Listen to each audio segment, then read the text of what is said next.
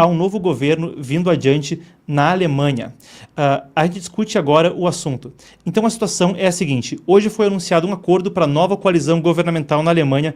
Vocês vão lembrar, houve eleições federais em 23 de fevereiro. O grande ganhador foi o partido CDU, a União Democrática Cristã. O líder é o Friedrich Merz. A coalizão que agora vem à tona é desse partido, que foi o grande vencedor dessas eleições. Lá é parlamentarismo, existe uma coalizão de governo para conseguir ter essa maioria no parlamento, e o partido que vai fazer a soma com o CDU é o SPD, o Partido Social Democrata, que é o atual partido que está governando. Então vai ser uma coalizão diferente, envolvendo esses dois partidos, vai trocar o chanceler, no entanto. Friedrich Merz deve assumir como chanceler até o final do mês. Tem aí algumas questões burocráticas, tem que ter uma votação interna do SPD, mas até o dia 28 de abril é esperado que então haja a possibilidade dele assumir. Essa é uma eleição importante não só dentro da Alemanha, mas que, claro, impacta o mundo todo. Enquanto a gente vê um mundo interconectado, debatendo como lidar com a questão tarifária, uma mudança no ambiente de segurança global. Na Europa, isso é uma pauta premente, e a Alemanha, claro, é o país mais populoso da Europa e a maior economia. Se a gente fala de defesa e economia como prioridades, o governo que vem aí enfrenta uma série de desafios. Como lidar com um aumento nos gastos de defesa, mantendo as contas equilibradas?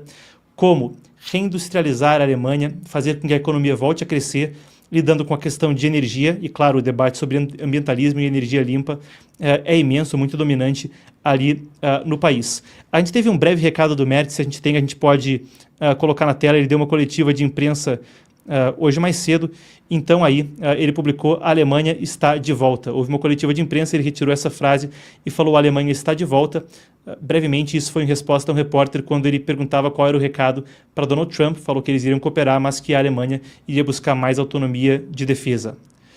Bom, esse é o cenário que a gente agora discute. Aqui para conversar com a gente vai falar novamente com o Pacelli Lukfu. O Pacelli, ele que escreve sobre a Alemanha aqui no Epoch Times, também viveu no país por mais de uma década e trabalhou com turismo histórico ali amplamente. Vamos lá então, consegue me ouvir, Pacelli? Boa tarde. Boa tarde, consigo perfeitamente. Bom, muito bem. Primeiro de tudo, vamos entender um pouco mais do que acontece aí. Deve haver um novo governo assumindo na Alemanha até o final do mês. E eu queria começar com quais são os desafios que esse governo deve enfrentar. É um período de instabilidade que o Merz teve antes mesmo de assumir, e agora ele enfrenta questões como lidar com questão fiscal, lidar com reindustrialização, lidar com defesa, e já houve mesmo uma lei que passou no parlamento, um projeto pelo menos aprovado no parlamento, tentando flexibilizar a questão de teto de gastos, de dívida. Quais são os desafios que ele deve enfrentar? Qual é o cenário no qual ele herda da Alemanha? Olha só, a tarefa de Merz, né, quase que eu falo Merkel aí de novo, o costume de Merkel como chanceler da Alemanha, mas os desafios para Merz são realmente gigantes, né, em todas as áreas. Eu não consigo pensar em uma área na Alemanha que Merz não vai ter grandes desafios. Né? Primeiro porque ele teve essa facilidade, digamos assim, ter aprovado no parlamento, ainda no parlamento, na formação anterior, né, essa flexibilização dos gastos, etc., mas no dia seguinte que essa lei foi passada, ele sofreu uma grande queda de popularidade, uma quebra por conta da quebra de confiança dele, porque no dia anterior, né, poucos dias antes da eleição, ele tinha confirmado, garantido de que ele jamais iria contra o teto de gasto, digamos assim, a lei, né, o freio da dívida, como se chama em alemão. E aí, logo depois que ele assume, ele quebra com isso. Então, a gente vê recentemente, por exemplo, né, o AfD, nas últimas pesquisas, ultrapassando o CDU pela primeira vez na história. Né? Então, a gente nunca teve algo assim antes, e isso começa a acontecer exatamente por isso. Então, a gente vê que os desafios são em todas as áreas. Na questão econômica, por exemplo, porque a Alemanha se tornou muito dependente do gás russo, por exemplo, e agora estão querendo atacar exatamente essa área com esse novo documento, né, de formação de coalizão. Eles querem acelerar o crescimento da Alemanha, eles estão atacando exatamente as queixas que os grandes industriais, os grandes empresários na Alemanha fazem. Esses empresários estão tirando suas empresas da Alemanha e colocando em outros países. Então, por exemplo, eles estão atacando nesse documento da coalizão a desburocratização, a flexibilização, né, das regras, tanto na questão de moradia, na questão ambiental também, um dos aspectos, mas, por outro lado, a crítica que é feita pela oposição se foca muito, resumindo a história, de como se a aparência que passa é que, na verdade, os verdes venceram a eleição. Porque, por exemplo, nós vamos fomentar a indústria. ok, isso estava na pauta do CDU e, de certa forma, também do SPD. Porém, vamos dar uma ênfase muito grande nas questões climáticas. Nós vamos fortalecer novamente nossa indústria automotiva.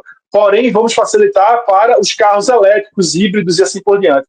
Então, fica nesse balanço, que foi exatamente essa indecisão, essa coalizão que parece que anda para os lados e que não anda para frente, foi exatamente esse problema que fez com que a antiga coalizão, chamada Ampelkoalition, que acabou antes do tempo, né, com Olaf Scholz, parece que algo vai acontecer novamente dessa vez. Então já se fala no final desse governo, antes mesmo dele começar. Está para começar nessas próximas semanas, né, até o começo de maio, por exemplo. Como você falou muito bem, tem a votação interna dentro dos partidos, a votação dentro dos partidos, cada um tem sua própria regra, mas já se fala num governo que pode ser que acabe antes do tempo, né, apesar de ainda sequer ter começado. Dessa vez com o agravante de que o partido que é considerado aí taxado por muita gente como de extrema-direita, populista de direita, assim por diante, já está ultrapassando o próprio CDU, que é o partido que vai governar o país e que é o maior partido, né? Está se tornando o maior partido do país. A gente tem essa pesquisa eleitoral, você já citou, mas a gente pode colocar aqui do lado. Então, essa é a pesquisa eleitoral que vem do Instituto Ipsos, hoje mais cedo, que mostra o AfD com 25% das intenções de voto num país que funciona muito na base do parlamentarismo, onde não é um voto por maioria absoluta. Isso é uma votação muito expressiva. O CDU despencou nas pesquisas desde então da eleição de Friedrich Merz, e esse é o diagnóstico que vocês veem aí. A Alice Weidel, que é a líder do AfD, desse partido, como o Patielli disse, rotulado mais à direita, o AfD significa Alternativa para a Alemanha, Alternativa für Deutschland, ela faz aí, eu não vou nem tentar ler em alemão, não vou me arriscar aqui na frente do Patielli, mas uma das palavras que ela usa no final das contas é que isso significa que as pessoas não querem mais weiter so, que é mais do mesmo, não querem mais do mesmo. E que esse é o recado, então, essa é a reação dela a essas pesquisas. É a primeira vez, bom, creio que aí, olha, década, talvez desde o início da formatação da Alemanha atual, de final da Segunda Guerra Mundial, etc., da Alemanha no pós-guerra, é a primeira vez que um fenômeno como esse acontece na política. O CDU e o SPD tinham dominado a política local, chegando aí a 70%, 80% de aprovação do público em alguns momentos ao longo da história recente da Alemanha. História recente, estou falando últimas décadas, assim.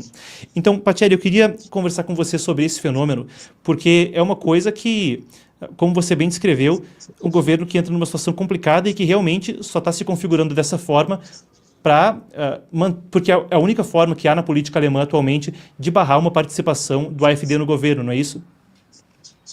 Na verdade, vai se tornando cada vez mais inevitável, né? Você falou muito bem, né? Por décadas a Alemanha foi governada sempre ou pelo CDU ou pelo SPD, desde que acabou a Segunda Guerra Mundial. Então, antigamente existiam, de certa forma, 3 partidos, CDU, SPD e o FDP. Esse amarelinho que estava no gráfico aí, que hoje em dia já é um partido muito pequeno, que são os liberais, sempre era o CDU se juntava com a FD para governar, o CDU se juntava com o FDP para governar o país, ou então o SPD, e ficava sempre nesse jogo. E recentemente a gente tem, da década de 90 para cá, a inserção dos verdes, né, e agora, mais recentemente, a inserção do AfD. Então a gente tem que pensar que o CDU, por exemplo, era um partido que governava a Alemanha praticamente sozinho, chegando a 49% dos votos em algumas eleições. Né? Então, 50% do eleitorado e agora está lutando para chegar em 28% na última eleição, chegando a 24% nessa última pesquisa que você está mostrando, que saiu hoje, se não me engano, ontem à noite. Acho que hoje que saiu essa pesquisa. Hoje pela manhã, né? Essa de hoje pela manhã. Hoje pela manhã, exatamente. Então, para quem acompanha, aí fazendo uma propaganda, para quem acompanha, né, meus artigos, minha coluna aqui no Epoch Times, o pessoal já sabia disso. Eu tinha antecipado que isso poderia acontecer. Se Merz não fosse duro como ele deu a intenção de que ele iria ser, isso iria acabar acontecendo, porque até esse momento o CDU era a alternativa para os alemães, né, fazendo a brincadeira aí com o nome do AfD, o CDU se apresentava como alternativa ao desastre que aconteceu durante a ampla coalição, que era a SPD, centro-esquerda, o Partido Verde e o FDP.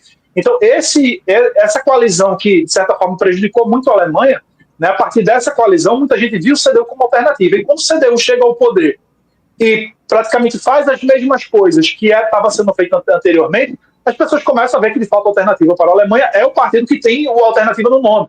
Né? Então, é uma situação realmente muito difícil para a Merz. E agora, a gente estava falando de um cenário no qual, antes de começar essa reportagem, a gente estava fazendo a cobertura dos anúncios de tarifas de Trump. Então, é um momento também onde, se já havia na Europa alguma incerteza pairando devido aos anúncios de Trump quanto à segurança, quanto à OTAN, isso agora se intensifica imensamente na economia. Quando a gente fala disso, seguindo adiante, como dentro de um problema com popularidade, dentro de já um governo que começa instável, como a gente pode esperar que Merz lide economicamente com o que está vindo de Washington, como ele pode participar no debate da União Europeia, que quer responder conjuntamente ao que vem dos Estados Unidos, mas no contexto das tarifas de Trump, qual pode ser a reação desse governo, como é que ele vai mesmo conseguir espaço internamente em meio a essa instabilidade para reagir?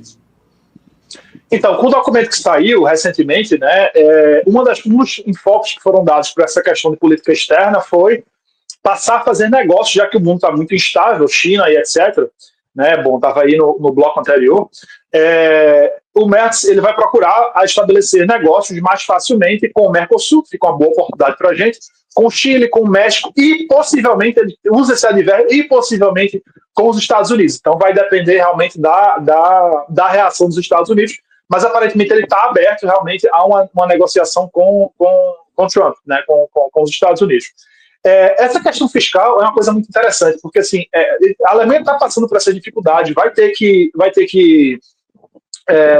investir muito mais em defesa agora, por conta da insegurança, digamos assim, causada pela retirada dos Estados Unidos, do apoio dos Estados Unidos incondicional na Europa.